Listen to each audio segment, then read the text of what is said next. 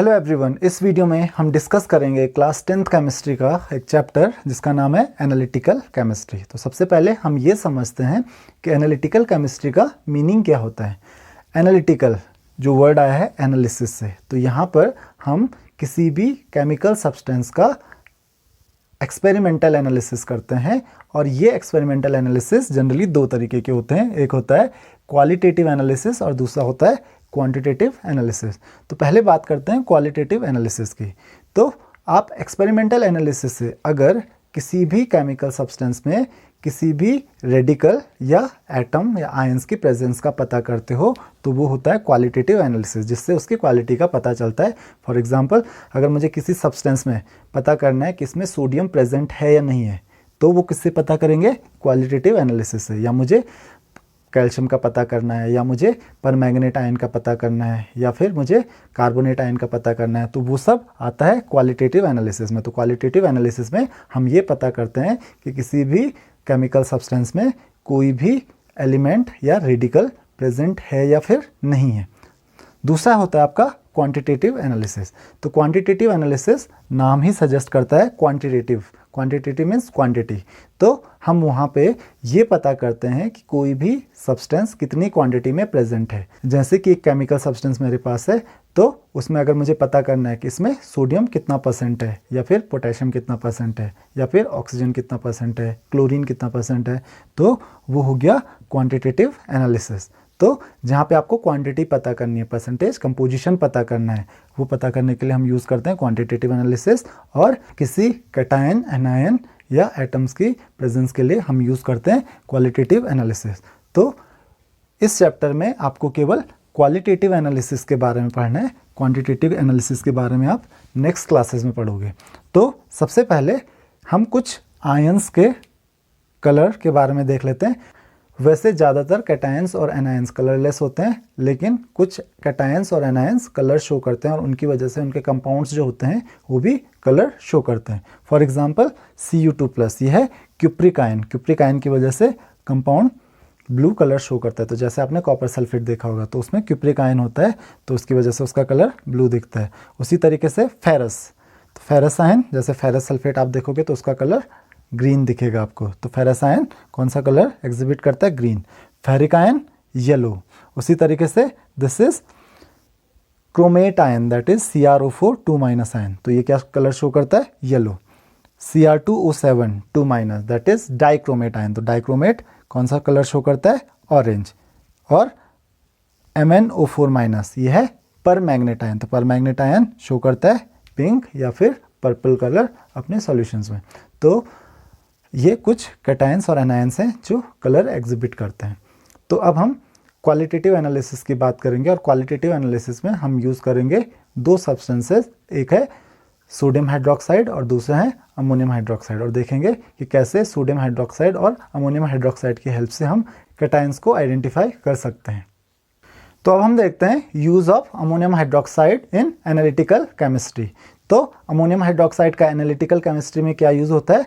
Ammonium hydroxide को हम use कर सकते हैं कैटायंस के आइडेंटिफिकेशन के लिए, जैसे कैल्शियम आयन हो गया, फेरिक आयन हो गया, फेरस आयन हो गया, जिंक आयन हो गया, क्यूप्रिक आयन हो गया। तो इनको आइडेंटिफाई करने के लिए हम अमोनियम हाइड्रोक्साइड को यूज़ कर सकते हैं।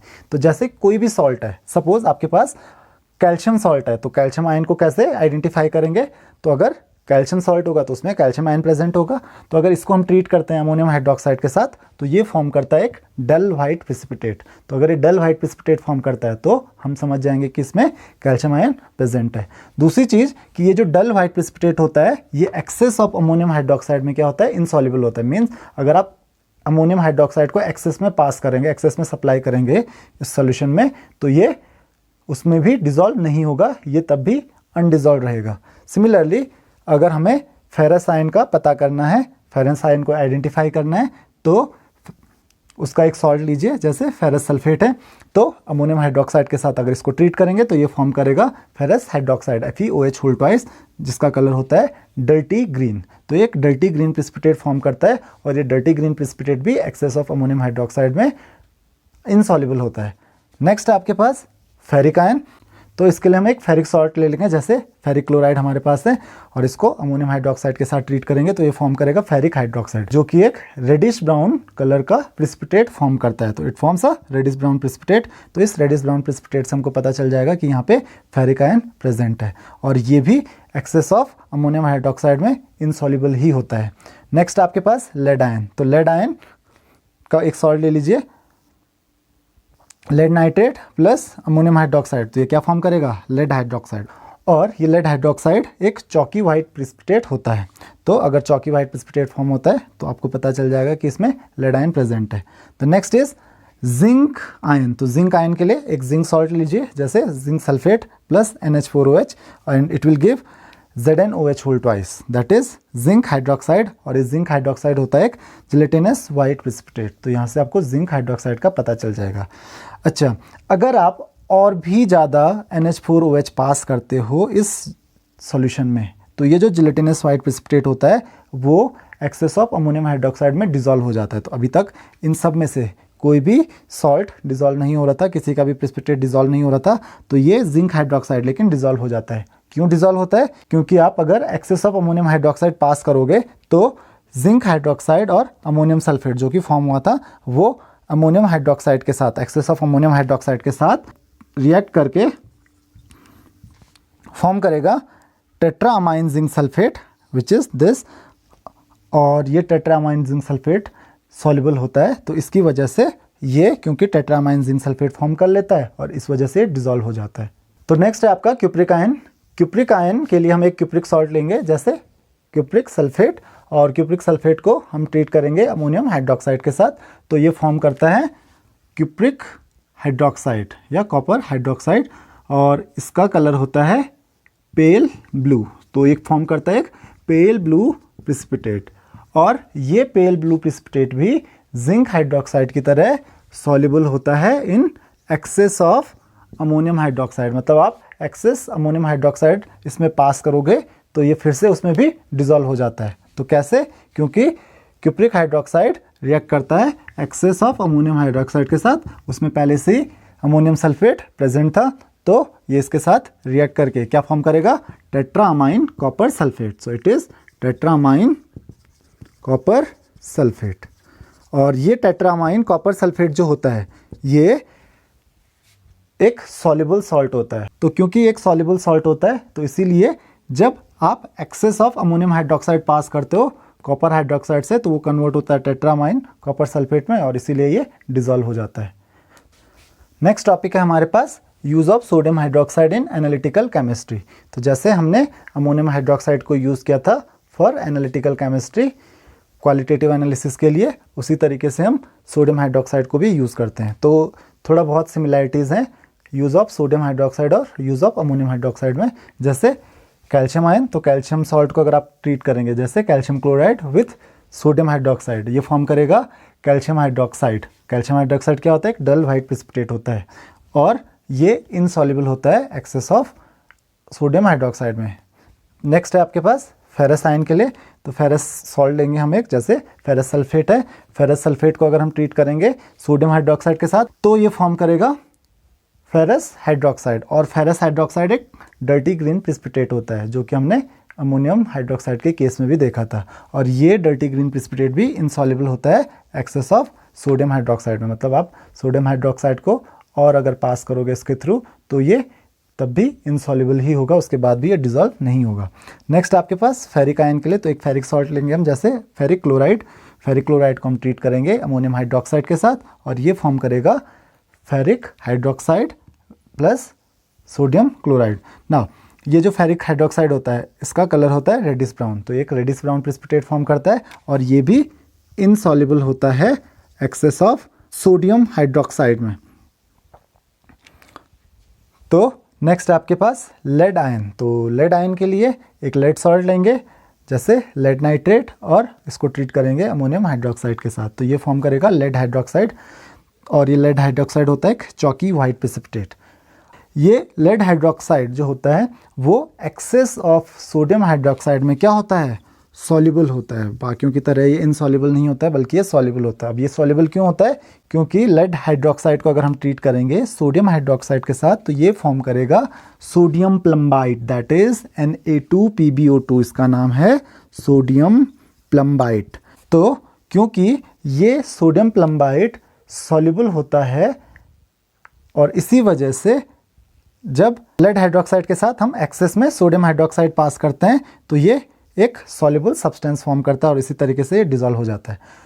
अगला है आपके पास जिंक आयन। तो जिंक आयन का एक सॉल्ट ले लीजिए, दैट इज जिंक सल्फेट, और इसको अगर हम सोडियम हाइड्रोक्साइड के साथ ट्रीट करेंगे तो ये फॉर्म करेगा जिंक हाइड्रोक्साइड, जो कि एक जेलेटिनस वाइट प्रेसिपिटेट होता है। वो हमने अमोनियम हाइड्रोक्साइड के केस में भी देखा था।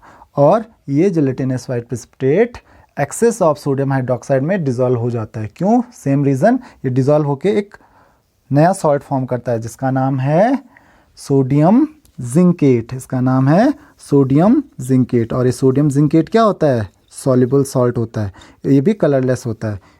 Next is cupric ion. तो क्यूप्रिक आयन के लिए क्यूप्रिक सॉल्ट लेंगे, जैसे कॉपर सल्फेट। इसको अब अगर हम ट्रीट करेंगे सोडियम हाइड्रोक्साइड के साथ तो ये फॉर्म करेगा क्यूप्रिक हाइड्रोक्साइड, जो कि एक पेल ब्लू प्रेसिपिटेट होता है। और ये पेल ब्लू प्रेसिपिटेट भी क्या होता है? इनसॉल्युबल होता है in excess of sodium hydroxide.